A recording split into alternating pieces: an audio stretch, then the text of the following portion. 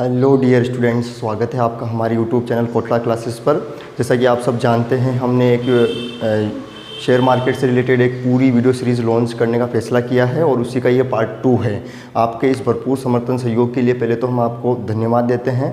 हमारी YouTube family धीरे धीरे बड़ी होती जा रही है। ये आप सबके आशीर्वाद, प्रेम और स्नेह का ही परिणाम है। तो बने रहिए और लास्ट तक आपको सभी वीडियोस को देखना, क्योंकि हम काफ़ी इन्फॉर्मेशन, ऐसा ज़रूरी नहीं कि आपको सारी इन्फॉर्मेशन शुरू में मिल जाए, हो सकता है कुछ इन्फॉर्मेशन आपको लास्ट तक मिले, इसलिए देखते रहिए, नॉलेज लेते रहिए। तो चलिए फिर शुरू करते हैं अब आज कि स्टॉक एक्सचेंज क्या होता है ना, ब्रोकर क्या है, डीपी क्या होता है, पब्लिक को कैसे इसमें शेयर मिलेंगे, क्या होगा, सब कुछ। तो चलिए देखिए, जैसा कि अपने सभी का टाइम बचाने के लिए मैंने ये पहले ही सब कुछ लिख दिया है ताकि अपना सबका समय बचे, क्योंकि समय अपने लिए इम्पोर्टेंट है। देखिए स्टूडेंट्स, समय सबसे ज़्यादा जीवन में इम्पोर्टेंट होता है। अगर पैसे चले गए आपके हाथ से, एक बार मनी चली गई तो आप वापस दोबारा कमा सकते हैं, लेकिन अगर टाइम चला गया तो फिर वापस नहीं आएगा। इसलिए समय का आप हमेशा सदुपयोग करें और अच्छी चीज़ें देखते रहें। तो देखिए, ये मैंने चार्ट पूरा यहाँ पे बनाया है। इसमें देखिए सबसे पहले क्या होता है, कंपनी होती है एक, और कंपनी क्या होती है क्या नहीं है सब कुछ मैंने आपको बताया। कल शेयर क्या है, शेयर होल्डर क्या है, सब कुछ मैंने आपको कल बताया था, कल वाले वीडियो में। अगर आपने वो वीडियो पूरा नहीं देखा तो उसका लिंक आपको डिस्क्रिप्शन में मिल जाएगा। पहले जाके आप उस वीडियो को देख लीजिए, उससे आपकी सारी इन्फॉर्मेशन पहले तो कंप्लीट हो जाएगी, नॉलेज, बेसिक नॉलेज कंप्लीट हो जाएगा। उसके बाद ये समझ में आने में आपको कोई प्रॉब्लम नहीं आएगी। तो देखिए, सबसे पहले कोई भी कंपनी होती है, कंपनियां बहुत सारी है मार्केट में। अभी जैसे मान लो कोई नई कंपनी आई है, वो कैसे आई है, क्या है, वो सब आप जानते हैं, पिछले वीडियो में अपन देखा था। तो वो एक नई कंपनी मार्केट में आई है तो वो अपना IPO लेके आती है। देखिए IPO क्या होता है, वो पहले भी आपको पिछले वीडियो में बताया, लेकिन थोड़ा बहुत मैं आपको और बता देता हूँ आज। IPO का फुल फॉर्म होती है इनिशियल पब्लिक ऑफरिंग, मतलब प्रारंभिक सार्वजनिक निर्गमन। इसका मतलब ये होता है कि कंपनी ने फर्स्ट बार जो कंपनी जब आएगी मार्केट में, तो फर्स्ट बार जब वो शेयर इशू करेगी तो उसको कहते हैं IPO। फर्स्ट बार इशू करती है उसको कहते हैं IPO, यानी इनिशियल पब्लिक ऑफरिंग, यानी फर्स्ट बार इशू करती है। तो कंपनी जब मार्केट में आती है तो वो IPO लेके आती है, यानी फर्स्ट बार अपने शेयर जो है इशू करती है। तो उसके बाद वो सीधा जो है पब्लिक में यानी जनता में सीधा अपने शेयर इशू नहीं कर सकती है। उसको अपने को क्या करना पड़ेगा, पहले स्टॉक एक्सचेंज पर लिस्टेड कराना पड़ेगा। तो अभी स्टॉक एक्सचेंज क्या होते हैं, सीधी सी बात है कि शेयर परचेज और सेल करने का एक प्लेटफॉर्म है जो गवर्नमेंट ने बनाया है। ये गवर्नमेंट की तरफ से ऑथोराइज्ड प्लेटफॉर्म है। ऑथोराइज्ड ये कंपनियां, आप इनको कह सकते हैं कंपनियां, ये भी एक तरह से आर्टिफिशियल पर्सन है जो ये सारा काम करते हैं, स्टॉक का सारा काम करते हैं, यानी स्टॉक से सारे लेन देन करते हैं। आप जो परचेज सेल करते हैं वो इनके माध्यम से ही शेयर परचेज सेल करेंगे। अपने इंडिया में, भारत में 2 स्टॉक एक्सचेंज है, NSE और BSE, यानी नेशनल स्टॉक एक्सचेंज और बॉम्बे स्टॉक एक्सचेंज। ध्यान दीजिए, इन दोनों एक्सचेंज का जो मुख्यालय है, हेड ऑफिस है, वो मुंबई में स्थित है। ठीक है, तो ये दोनों मुख्यालय उनका मुंबई में स्थित है, लेकिन आपको मुंबई में जाने की जरूरत नहीं है। वहाँ जाके आप शेयर सेल परचेज नहीं कर सकते, क्योंकि सारा काम अब ऑनलाइन है। आप आराम से घर बैठ के भी सारा काम ऑनलाइन कर सकते हैं। तो ये स्टॉक एक्सचेंज है जो क्या करता है, स्टॉक को एक्सचेंज करता है, मतलब शेयर को खरीदने और बेचने का काम इसके माध्यम से ही होता है। ठीक है, उसके बाद आती है उसके नीचे ब्रोकर कंपनी। तो अब आप कहेंगे सर ये ब्रोकर कंपनी क्या होती है, जिसको मैंने शॉर्ट में लिख रखा है DP। पहले तो मैं बता देता हूँ DP का मतलब क्या है। यहाँ पे DP का मतलब, तो स्टूडेंट जैसा कि मैं आपको बता रहा था कि यहाँ पे DP का मतलब डिस्प्ले पिक्चर नहीं होता है। DP का मतलब होता है डिपॉजिटरी पार्टिसिपेंट होता है। मतलब ये एक ब्रोकर कंपनी है जिसके माध्यम से ही अपन सेल और परचेज करेंगे शेयर्स का, यानी शेयर खरीदना और बेचना इनके माध्यम से ही अपन करेंगे। इनके प्लेटफॉर्म का यूज़ करके अपन करेंगे। अपन जैसे पब्लिक, अभी सब जनता अपन नीचे आ गए यहाँ पे, तो पब्लिक जो है सीधा स्टॉक एक्सचेंज से शेयर सेल परचेज नहीं कर सकती है। उनको इन ब्रोकर कंपनी के माध्यम से ही सेल परचेज करना पड़ेगा। अब ये ब्रोकर कंपनी क्या होती है, ब्रोकर कंपनी वह कंपनी होती है जो खुद की वेबसाइट होती है, इनकी खुद की एक मोबाइल एप्लीकेशन होती है और खुद का इनका एक प्लेटफॉर्म होता है। उसके माध्यम से ये शेयर्स खरीदते और बेचते हैं और आपका अकाउंट वहाँ पे खुलवाते हैं। जो 2 प्रकार के अकाउंट ये खोलते हैं, डीमेट अकाउंट और ट्रेडिंग अकाउंट। इसके थोड़ी देर बाद मैं आपको बताऊंगा कि डीमेट और ट्रेडिंग अकाउंट क्या होता है।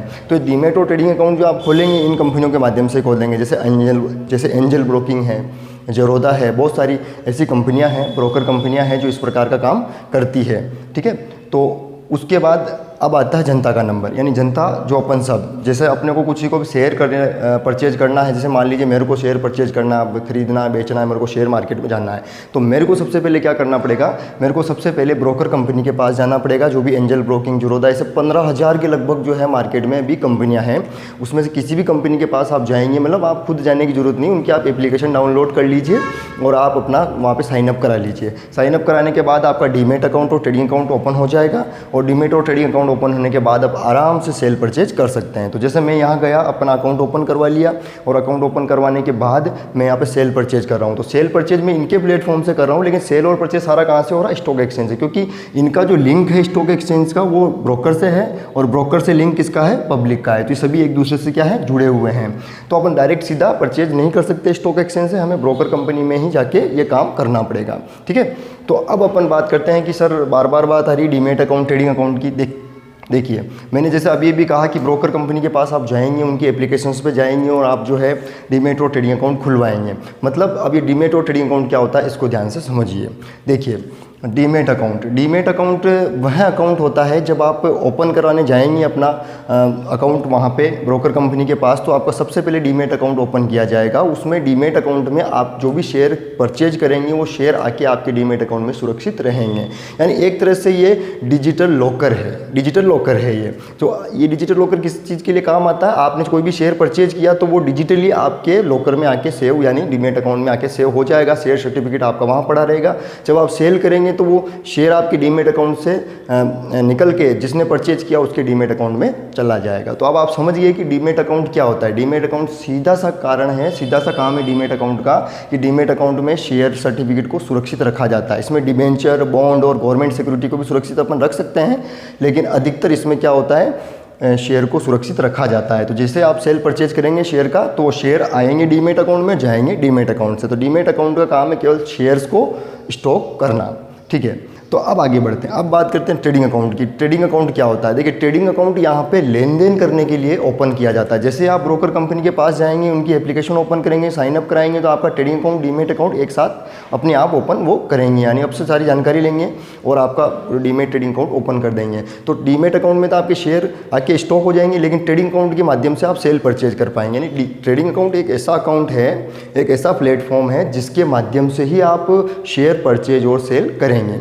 इसमें क्या होता है कि पहले आपके पास बैंक अकाउंट होना जरूरी है, क्योंकि बैंक अकाउंट आपके पास होगा तो बैंक अकाउंट आपका ट्रेडिंग अकाउंट से लिंक हो जाएगा। समझिए, बैंक अकाउंट आपका ट्रेडिंग अकाउंट से लिंक हो जाएगा और आपके बैंक अकाउंट से पैसे आप विड्रॉ करके ट्रेडिंग अकाउंट में ट्रांसफ़र कर देंगे। जैसे आपने पेटीएम, फ़ोन पे यूज़ किया होगा, उसमें वॉलेट आप सभी जानते हैं। तो आप क्या करते हैं, अपने मेन बैंक अकाउंट से वॉलेट में पैसा ट्रांसफ़र कर देते हैं और वॉलेट से आप सारे सेल परचेज जो भी आप रिचार्ज करना चाहें मोबाइल का, सब कुछ कर सकते हैं। वो उसी प्रकार ट्रेडिंग अकाउंट भी यही काम करता है। यानी ट्रेडिंग अकाउंट में क्या होता है कि आप अपने मेन बैंक अकाउंट से पैसा इसमें यहाँ ट्रांसफ़र कर देंगे और उसके बाद ट्रेडिंग अकाउंट में पैसा आने के बाद उसी अमाउंट से आप जो है शेयर को परचेज और सेल। स्टूडेंट्स, अब अपन डीमेट और ट्रेडिंग अकाउंट समझने के बाद अब अपन थोड़ा आगे बढ़ते हैं। तो देखिए, मैंने यहाँ पे लिख रखा है SEBI मतलब होता है सेबी से बोला जाता है। इसकी फुल फॉर्म होती है securities and exchange board of India, यानी भारतीय प्रतिभूति एवं विनिमय बोर्ड। ये एक तरह का बोर्ड है, इसके नाम के आगे बोर्ड आ रहा है, आप समझ रहे हैं। ये एक तरह का बोर्ड है, एक तरह की ऑर्गेनाइजेशन है, एक तरह की संस्था है, गवर्नमेंट से रजिस्टर्ड संस्था है, जिसका काम है पूरे शेयर मार्केट में नज़र रखना और पूरे शेयर मार्केट में नज़र रख के किसी भी प्रकार की कोई गड़बड़ी हो रही है तो उसको पकड़ना, उसको दूर करना और इन्वेस्टर्स के पैसे को सुरक्षित रखना, किसी प्रकार की कोई दिक्कत नहीं आने देना और सभी किसी प्रकार कोई फ्रॉड नहीं होने देने का इसका काम है मेन, कि फ्रॉड नहीं होने देना और शेयर मार्केट को सही कंडीशन से चलाना, किसी प्रकार की कोई दिक्कत नहीं आए उस पर नज़र रखना। तो SEBI security and exchange board of India है जो सारे शेयर मार्केट के ऊपर नियंत्रण रखता है। पब्लिक में कोई भी मान लीजिए गलती कर रहा है, इनको इन्वेस्टर कहेंगे, अपन सब इन्वेस्टर हैं, विनियोजक है कंपनी के, वही कंपनी में पैसा अपन ही तो इन्वेस्ट कर रहे हैं, तो अपन सब इन्वेस्टर कहलाएंगे। तो पब्लिक इन्वेस्टर का भरोसा बना रहे, इनके कोई दिक्कत नहीं आए, कोई प्रॉब्लम नहीं आए, इनके साथ कोई धोखाधड़ी ना कर दे, है ना, इसकी नज़र रखता है सेबी। और ब्रोकर कंपनियों पर भी नियंत्रण रखता है कि अपनी मनमानी नहीं करे, कहीं इनको नहीं लूटे या ऊपर स्टॉक एक्सचेंज को कहीं चूना नहीं लगा दे, ये है ना। तो ये सारा ध्यान कौन रखता है, सेबी रखता है। उसके बाद कंपनी भी कोई गलती ना करे। तो कुल मिला के पूरे शेयर मार्केट पर किसका नियंत्रण होता है? इस पूरे शेयर मार्केट पर सेबी का नियंत्रण होता है। Security and exchange board of India एक तरह का बोर्ड है जो गवर्नमेंट की ऑर्गेनाइजेशन है जो पूरा स्टॉक मार्केट पर नियंत्रण रखती है। और इस सेबी के ऊपर कौन होता है? सेंट्रल गवर्नमेंट यानी भारत सरकार। तो अब आप समझ गए हैं कि ये सारा काम जो है लीगल है, इलीगल यहाँ पे कुछ भी नहीं है। आप सारा काम लीगल तरीके से करते हैं, यानी शेयर परचेज और सेल पूरा लीगल तरीके से होता है और आप आसानी से सारा काम कर सकते हैं। कोई इलीगल कार्य, गैरकानूनी कार्य ये नहीं है। तो सेंट्रल गवर्नमेंट ऊपर होती है, सेंट्रल गवर्नमेंट के अधीन सेबी होता है और सेबी ही इस पूरे जो है स्टॉक मार्केट को यानी शेयर मार्केट को जो है नियंत्रण में रखता है। तो अब आप समझ गए कि सेबी क्या है और सेंट्रल गवर्नमेंट यानी भारत सरकार जो इस पर नियंत्रण रखती है। ठीक है, तो अब अपन बात करते हैं कि कंपनी, थोड़ा सा अब अपन यहाँ आते हैं, वापस कंपनी के ऊपर आते हैं। जैसे मान लीजिए कंपनी ने, मैंने अभी आपको बताया था जब वीडियो शुरू हुआ था, तो कंपनी ने आईपीओ जब लॉन्च किया, जब कंपनी ने फर्स्ट निर्गमन किया अपने शेयर का, तो कंपनी के पास लाखों करोड़ रुपए आ गए और उस लाखों करोड़ रुपए से वो कंपनी अब अपने उस पैसे को यूज़ कर सकती है, अपनी कंपनी को बड़ा कर सकती है, अपने इंफ्रास्ट्रक्चर को मजबूत कर सकती है और अपनी कंपनी वो अच्छे ढंग से चला सकती है। यानी इनके पास अब पैसे आ गए, पैसे आने के बाद अब ये यहाँ से थोड़े से आगे निकल जाएंगे, यानी अब इनका काम खत्म हो गया। जैसे इन्होंने आईपीओ लॉन्च किया, इनका काम खत्म हो गया। अब ये सारा काम किनके अंदर होगा? स्टॉक एक्सचेंज ब्रोकर जनता, स्टॉक एक्सचेंज ब्रोकर कंपनी जनता, वैसे तीन है। अब कंपनी से कोई लेना देना नहीं, यानी कंपनी अब इस सिनेरियो से बिल्कुल बाहर हो गई। मतलब एक बार उनके पास पैसा आ गया तो अब उनको शेयर मार्केट से कोई लेना देना नहीं है, मतलब अब दोबारा उनके पास पैसे नहीं आएंगे। जैसा कि मैंने पिछले वीडियो में भी आपको बताया था कि दोबारा इनके पास पैसे नहीं आएंगे, लेकिन ये पूरा नियंत्रण रखेंगे, मतलब ध्यान रखेंगे शेयर मार्केट में कि इनके शेयर की वैल्यू बढ़ती रहेगी, क्योंकि शेयर की वैल्यू इनकी बढ़ेगी तभी तो इनकी मार्केट में गुडविल बढ़ेगी। और आगे मान लो ये राइट इशू लाए या और भी शेयर इशू करे, एडिशनल शेयर इशू करे, तो उस टाइम में भी इनको फायदा हो। तो इसीलिए मार्केट पे नज़र तो रखते हैं और अपने शेयर की वैल्यू बढ़ाने की कोशिश करते हैं, लेकिन इनका अभी जो है आईपीओ लॉन्च करने के बाद ये बाहर हो जाते हैं, फिर उसके बाद अभी इनका कोई काम नहीं है। अब सारा काम किसका है? स्टॉक एक्सचेंज का, ब्रोकर कंपनी का और पब्लिक का, यानी जनता का, यानी इन्वेस्टर्स का।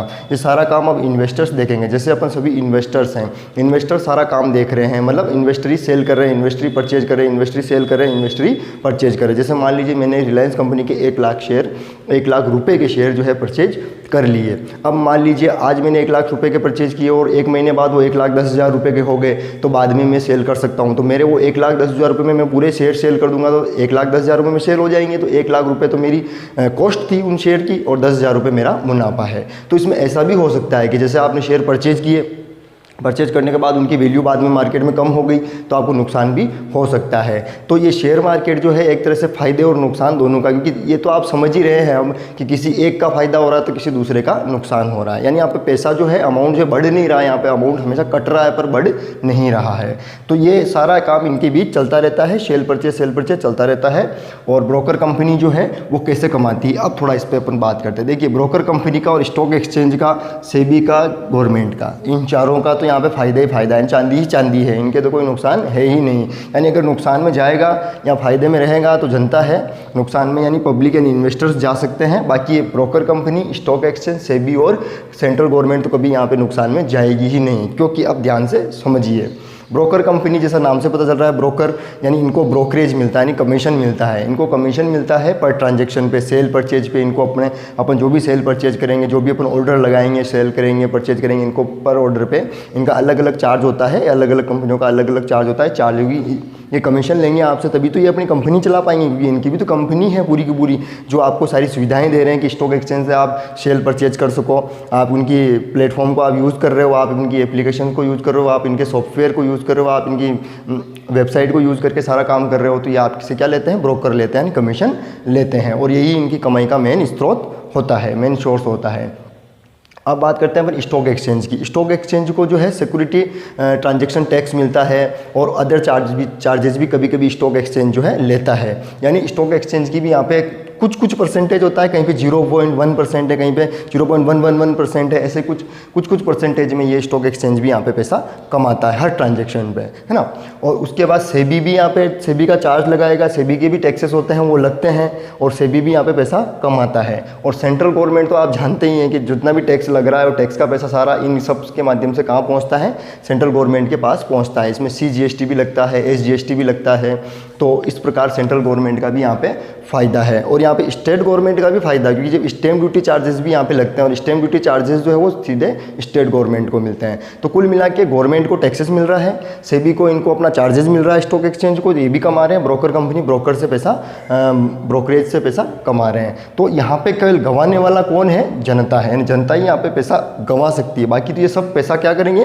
कमाएंगे। लेकिन अगर आप सही ढंग से इन्वेस्ट करते हैं, ढंग से आप कंपनी की बैलेंस शीट चेक करते हैं, पीई रेशियो चेक करते हैं, आप पहले स्टडी करते हैं, पहले शेयर मार्केट को पूरा समझते हैं और थोड़ा बहुत जानकारी लेके सीधे शेयर मार्केट में नहीं घुसते हैं, पूरी जानकारी लेते हैं, थोड़ा शुरुआत में धीरे धीरे खेलते हैं, मतलब कुछ कम पैसा लगाकर खेलते हैं, सीखते हैं, देखते हैं, 1 साल 6 महीना इसकी ट्रेनिंग लेते हैं, ढंग से समझते हैं, तो शेयर मार्केट में आप ढंग से पैसा कमा सकते हैं। यानी एफडी और बाकी जो आपके पास और रिटर्न के जो आपके पास प्लेटफॉर्म है, उन प्लेटफॉर्म से आप इस प्लेटफॉर्म से काफ़ी अच्छा पैसा कमा सकते हैं। लेकिन आप सभी जानते हैं कि बात तो हो कि वही, अगर आप कमा रहे हैं तो कोई दूसरा कोई अलग व्यक्ति और भी है जो कमा रहा है यहाँ मार्केट में।